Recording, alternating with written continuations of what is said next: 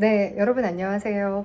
오랜만에 공유할 것을 하나 갖고 카메라를 켰습니다. 지금이 오늘이 수요일이고요. 밤 10시가 넘었어요. 오늘은 일찍 출근해서 수업도 많이 했고 그 다음에 일도 많이 했는데 퇴근할까 하다가 책을 읽다가 공유하면 좋겠다 싶어서 나눕니다. 그 최인철 교수 서울대 그 행복연구소를 하시고 심리학과 교수님이죠. 교수님이 말하신 품격 있는 삶이라는 부분을 읽다가 이거를 공유하면 너무 좋겠다라는 생각이 들었어요. 우리가 품격 있는 삶 혹은 누군가를 봤을 때 저 사람이 품격 있다라고 느낄 때 어떤 여유가 느껴질 때 있지 않아요? 막 이렇게 애간장을 녹이는 게 마치 인생은 원래 이렇게 실패와 어둠이 있지라고 고독이 있지라고 받아들이는 식으로 행동을 좀 의연하게 하는 사람 보면 우리는 품격 있다라는 것도 이렇게 스쳐 지나가요. 그래서 한 10개를 얘기하셨어요. 여러분 공감 가는지 한번 느껴보세요. 지금 저는 연구실이에요. 스튜디오 공간에서 뒤에 의상이 좀 걸려 있는데 안 치웠어요. 죄송해요. 자, 품격 있는 삶의 첫 번째는 자기 중심성을 극복하기 위해 애쓰는 삶. 이게 품격 있는 삶의 첫 번째. 자기 중심성을 극복하기 위해 애쓰는 삶. 그러면 품격 있는 사람으로 대체한다면, 아니면 내가 잘 맞는 사람, 아니면 내가 친해지고 싶은 사람, 아니면 내가 존경하는 사람으로 대체하면 자기 중심성을 극복하려면 객관화를 해야 되고 보편적으로 상대들한테 오해 없이 신뢰와 호감을 사야 하거든요. 그러면 상대한테 표현이 닿는 것까지 참 노력하는 삶이라고 생각해요. 그리고 자기를 통찰하는 메타인지, 자기를 객관화하는 그 중심성을 갖고 있다라는 게 굉장히 합리적인 말이고 공감된다라고 저는 생각을 했어요. 자, 두 번째는 여행의 가치를 아는 삶. 그죠? 어떤 친한 지인이 있는데 일에 매몰이 돼 있어요. 아니면 돈을 버는 거에만 매몰이 돼 있어요. 그러면 그분이 되게 멋지다라고 생각은 할 수 있지만 품격이 있다라고는 약간 그래요. 고민될 것 같아요. 그래서 품격 있는 삶은 여행의 가치를 아는 삶. 두 번째, 저도 이것도 합당하다 생각했어요. 세 번째는 이게 진짜 좋은 말인 것 같아요. 인생의 맞바람과 뒷바람을 모두 아는 삶. 네. 때로는 저는 그런 게 부러울 때 있어요.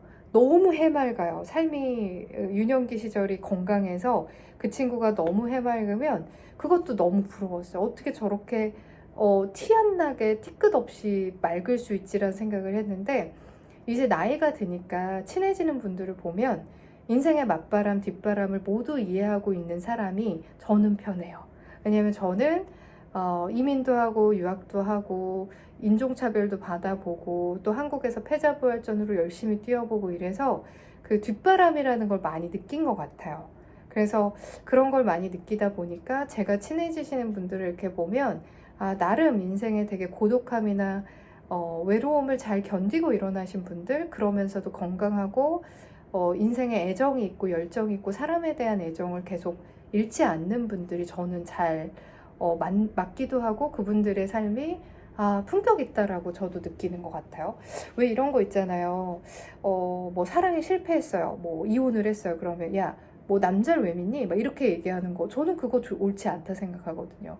그럼에도 불구하고 인간에 대한 실패를 해도 인간을 믿어보고 물론 더 좋은 해안과 분별력이 있지 바라봐야지 뭔가 어떤 특수한 경험이 모두 다 싸그리 그 인종이나 뭐 남자다 여자다 이런 거를 다 파버리는 행위는 좋지 않다 생각해요. 그러면 안 좋은 관계 이력이 있는 사람은 더 이상 상대한테 기대하지 않을 거잖아요. 그럼 그 모습이 진짜 에너지를 낭비를 안 하고 세이브하는 거라 생각하지 않아요. 그게 뭐냐면 사람다움을 잃는 거라 생각해요. 그래서 저는 인생의 관계 실패가 있어도 계속 사람을 믿을 힘을 갖자 주의거든요. 그래서 여기에 이제 품격 있는 삶이라는 거에 최인철 교수가 얘기한 네 번째, 냉소적이지 않은 삶을 얘기했거든요. 그래서 냉소적이지 않은 삶을 살고 싶어요. 계속해서. 그게 사람이든 사랑이든 일이든, 그죠? 그 다음에 다섯 번째는 질투하지 않는 삶이래요. 시기와 질투에서 우리가 느끼는 거는 상대가 나보다 뛰어난 게 있어요. 근데 그 친구의 그 장점을 배우고 싶어요. 그리고 나도 저게 있으면 좋겠어 라고 생각하는 거와 저게 없었으면 좋겠어 저 친구, 저걸 잃어버리게 하고 싶어, 이거는 굉장히 다른 차이거든요. 근데 이렇게 상대가 갖고 있는 거를 질투를 하고 나를 깎아먹거나 아니면 그녀가 잘못되기를 원한다, 이렇게 질투하지 않는 삶, 이것도 내 품격을 유지하는 삶이라고 얘기하네요. 여섯 번째, 한결같이 노력하는 삶. 네. 우리가 적당한 위치에 올라가면 그 다음에 노력을 더디하죠. 왜냐하면 안정되니까. 그럼 꼰대라는 계열에 들어가면서 한결같이 노력하지 않고 지금 나한테 잘 보이려고 하는 사람 많은데 내가 관계에 왜 노력해? 이렇게 생각을 하는데, 그럼에도 불구하고 또 다른 새로운 관계에 노력을 하고 애정을 쏟고 믿어보고 하는 이런 한결같이 노력하는 삶은 일이든 관계든 저는 되게 중요한 삶이라고 생각해요. 이게 냉소적이지 않은 삶과 비슷한 맥락의 말이기도 보여요, 저에게는. 그 다음에 일곱 번째, 최인철 교수님이 말한 품격 있는 삶은 내 그럴 줄 알았지라는 유혹을 이겨내는 삶이래요. 그래요. 이것도 진부한 패턴이 되지 않고 이만하면 이렇지라는 어떤 유혹을 이겨내는 삶?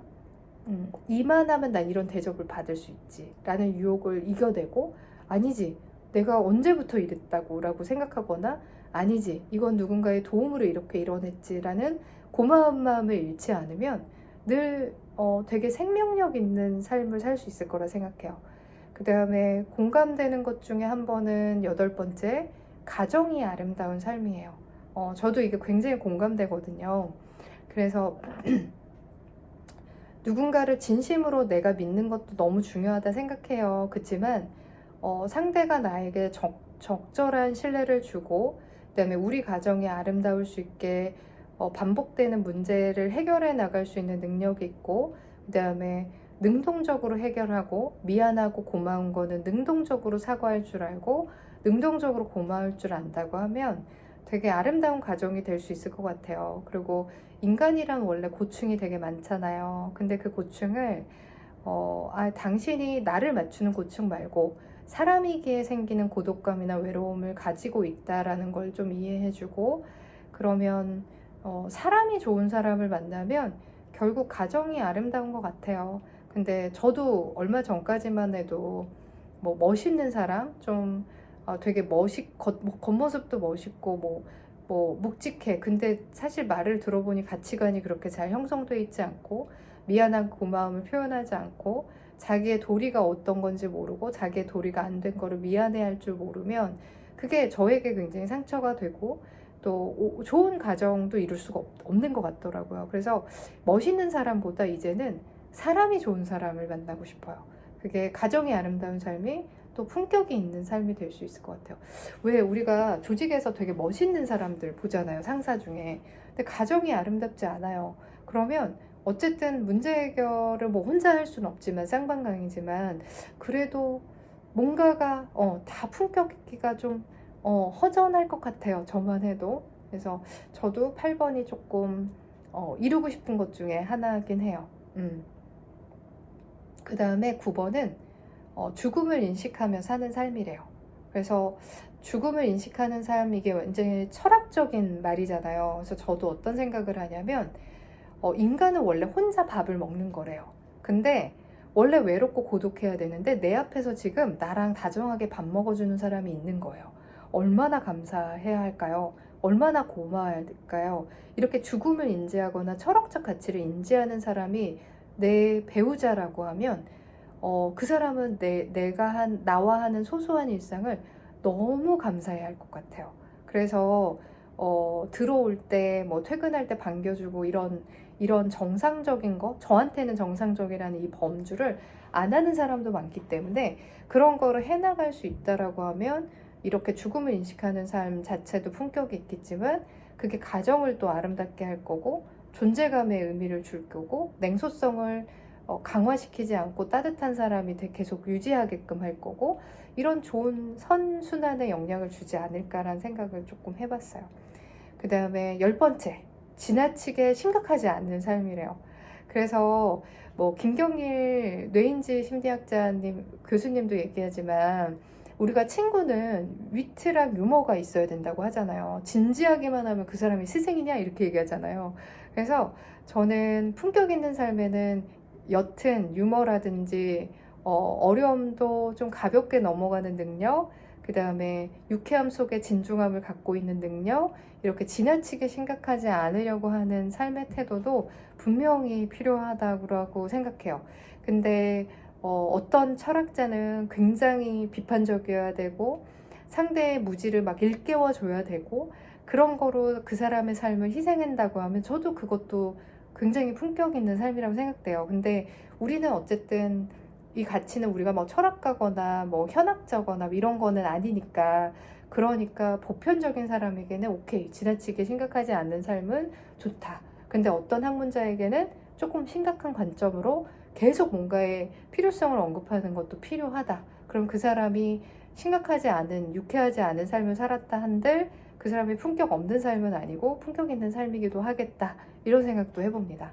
그래서 다시 한번 정리하면 최인철 교수가 말하는 품격 있는 삶은, 첫 번째, 자기 중심성을 극복하기 위해 애쓰는 삶을 사는 사람, 여행의 가치를 아는 삶을 사는 사람, 인생의 맞바람과 뒷바람을 모두 아는 삶을 사는 사람, 그 다음에 냉소적이지 않는 삶을 사는 사람, 그 다음에 질투하지 않는 삶을 사는 사람, 또한 한결같이 노력하는 삶을 사는 사람, 그리고 내 그럴 줄 알았지라는 어떤 패턴적인 유혹을 이겨내는 삶을 사는 사람, 그 다음에 가정이 아름다운 삶을 사는 사람, 죽음을 인식하여 사는 삶을 사는 사람, 그 다음에 지나치게 심각하지 않은 삶을 사는 사람, 이렇게 10가지라고 합니다.